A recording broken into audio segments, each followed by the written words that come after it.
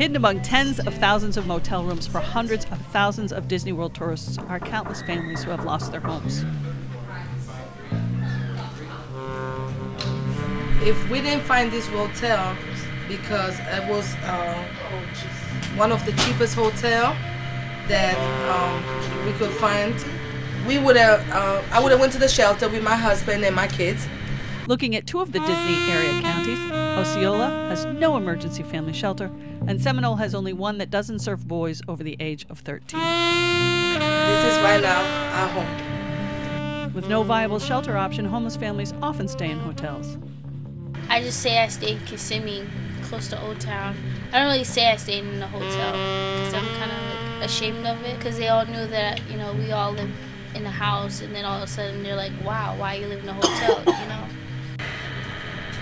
I used to live in a house that was about 1,800 square feet. And I had my own kitchen. I had a big fridge. I had a stove with 4 burners. In these counties, about 1,000 school-aged children and youth stay with their families in motels. You have people here with family, like 6 of us in a room have to live. If government or a charity pays for the motel room, Housing and Urban Development, otherwise known as HUD, considers them homeless. But this kind of help is rare. To HUD, these families and youth don't count. Since HUD doesn't count them, Congress doesn't know about them. This is my kid's life for right now. I don't have any families here, and my husband doesn't have any family here. And if it wasn't up for my husband to work every day, we wouldn't have no other income coming in, because when I tried to get help from the government, I couldn't get help. Families who scrape together their own weekly income to pay for the motel room are not considered homeless by HUD. Thank God my husband could work, but if he gets hurt, if he gets laid off, we're gonna have to look for a shelter. If we have to pay the rent every week and we can't even pay on the week and we have to catch up on Wednesday, that's telling you that we don't have it. Families deemed homeless by HUD have at least a semblance of a support network and get some assistance moving out of homelessness. There's so many people that ended up in this hotel that I talked to.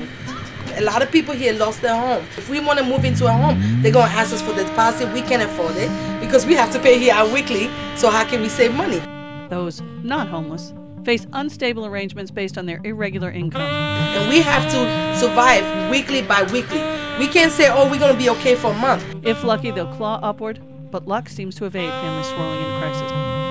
They're typically behind on their motel rent, get evicted frequently, and lose what few valuable possessions and documents they may have. They may ignore urgently needed car repairs or health needs. Tax liens, parking tickets, and court fines add to financial burdens. They are not tied to any support network. Two-parent families find their relationships tested by multiple stressors and a lack of privacy. I feel like I want to walk away and just leave everything behind, and then I'm like, no, because the family value that we have is that for better and for poor, for richer, for worse, and this is right now our worst. Just when their combined strength is needed the most, it shatters. And single parents have it even tougher. No, it is temporary. Help is gonna come. Help is gonna come. So we're waiting on the help.